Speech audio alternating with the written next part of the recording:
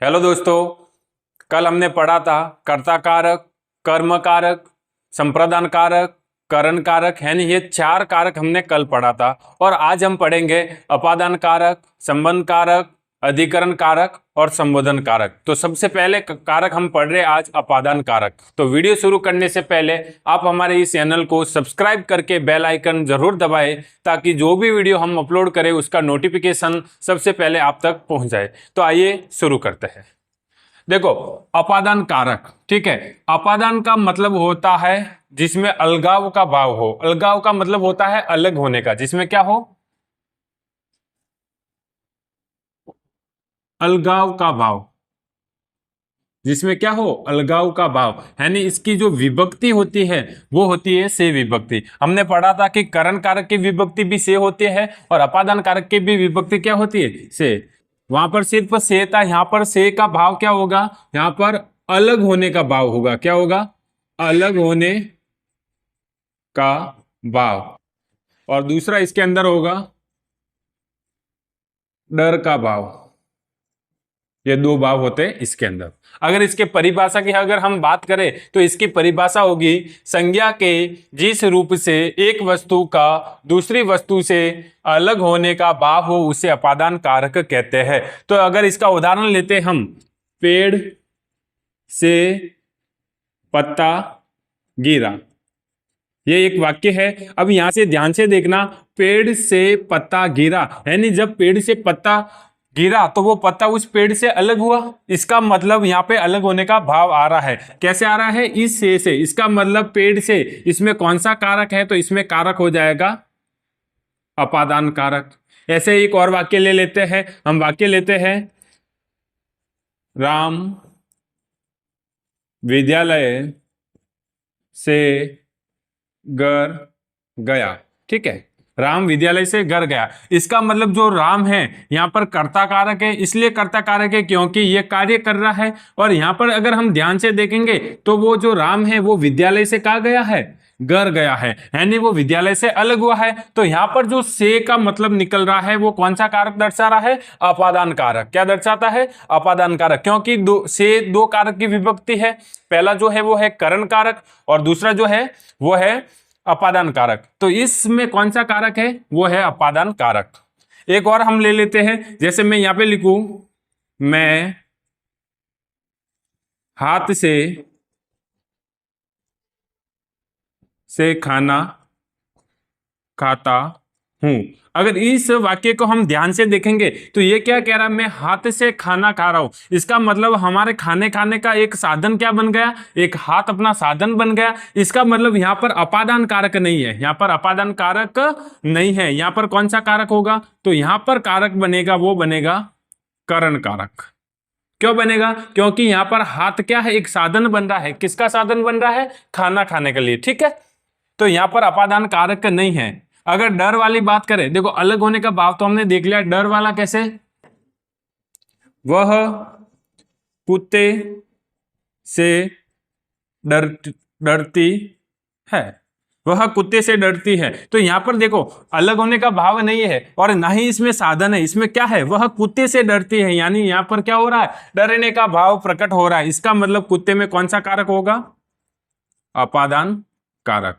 ठीक है, तो ये हो गया अपादान कारक। अब हम इसके बाद में लेंगे वो है संबंध कारक। अब बात कर लेते हैं संबंध कारक की। तो संबंध कारक की जो विभक्ति होती है वो होती है का, की, के, रा, री, रे। और इसकी जो परिभाषा होगी वो होगी, शब्द के लिए जिस रूप से संज्ञा या सर्वनाम के संबंध का ज्ञान हो उसे हम संबंध कारक कहते हैं। इनकी एक देखो, एक बात ध्यान रखना, इनकी विभक्तियां संज्ञा, लिंग तथा वचन के अनुसार बदलती है। कैसे बदलती है, तो सबसे पहले अगर हम इनका पहला वाक्य ले, सेना के जवान आ रहे हैं, तो देखो यहां पर संबंध दर्शन नजर आ रहा है या नहीं आ रहा है, आ रहा है। सेना के जवान, जवान किसके है, सेना के है। तो इसका मतलब यहां पर के है और यहां पर जो सेना में कौन सा कारक होगा, वो होगा संबंध कारक। और इनका संबंध किसके साथ है, जवान के साथ है। यह सुरेश का भाई है, देखो यह सुरेश का भाई है। अब देखो भाई कैसा शब्द है, भाई है पुल्लिंग है, ठीक है, लिंग में आएगा, पुल्लिंग है, तो इसलिए यहाँ पे आ रहा का। अगर यहाँ पे लिखा हुआ होता यह सुरेश की बहन है, अगर बहन होती तो वो लिंग क्या होगा, स्त्रीलिंग होगा, तो यहाँ पर क्या बनेगा, की बनेगा। तो देखो लिंग बदलता है या नहीं बदलता, बदलता है, संज्ञा भी बदलती है, वसन भी बदलता है। वसन कैसे बदलता है, लास्ट में वह मेरा दोस्त है। अब एक दोस्त है तो यहाँ पे क्या आ रहा है, मेरा, और एक से ज्यादा दोस्त होते हैं तो वे मेरे, रा से क्या बन जाएगा, रे, वे मेरे दोस्त है, तो रा री रे,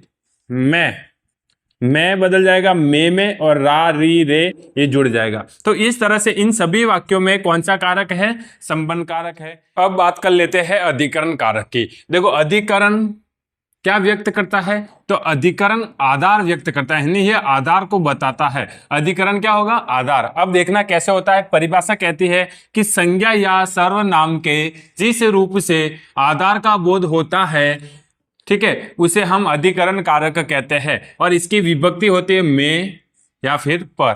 अब पर की जगह पे कभी कभार पे भी लिखा हुआ आता है। अब देखो इसके उदाहरण हम लेते हैं, हम सब कमरे में है, तो अपना आधार क्या हो रहा है, कमरा, ठीक है। तो में से पहले कमरे जो शब्द आया, इसमें कौन सा कारक होगा, अधिकरण कारक, क्योंकि ये अपना आधार बता रहा है। सभी जीव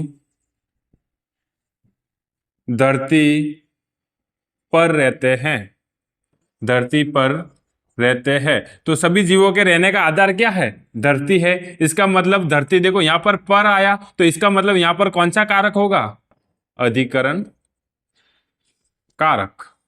बहुत सिंपल है। इसके बाद में जो कारक आता है वो आता है संबोधन कारक। कौन सा कारक आता है, संबोधन कारक। संबोधन कारक में क्या होता है, यह पुकारने का बोध करवाता है। संबोधन कारक क्या करता है, पुकारने का बोध करवाता है, यानी किसी को पुकारने से पहले हम जो वर्ड यानी जो शब्द यूज करते हैं वो संबोधन कारक कहलाता है। और उनके साथ में क्या आता है, विस्मयोद्धि बोधक। विस्मयोद्धि बोधक चिन्ह हमेशा आएगा, ये वाला, ठीक है। कैसे आता है, हम किसी को पुकार रहे कि हे राम, तो हे राम बोला हमने, क्या बोला, हे राम, तो ये ऐसे लगेगा, हे राम।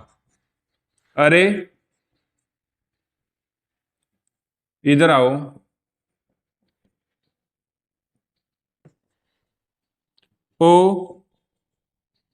ओ जी सुनते हो। तो यहां पर देखो विस्मयोद्धि बोधक वाला जो शब्दांश है या फिर जो शब्द है वो क्या होगा, संबोधन कारक होगा। इसी तरह से अपना कारक पूरा हो जाता है। इसके बाद में नेक्स्ट वीडियो में हम इसके अलावा हिंदी व्याकरण के बहुत सारे पार्ट्स है, तो उनको हम 1 बाय 1 करके सारा पढ़ेंगे। तो अगर ये वीडियो आपको पसंद आया है तो एक बार लाइक करके अपने दोस्तों के साथ शेयर जरूर करें और चैनल को सब्सक्राइब जरूर करें। धन्यवाद।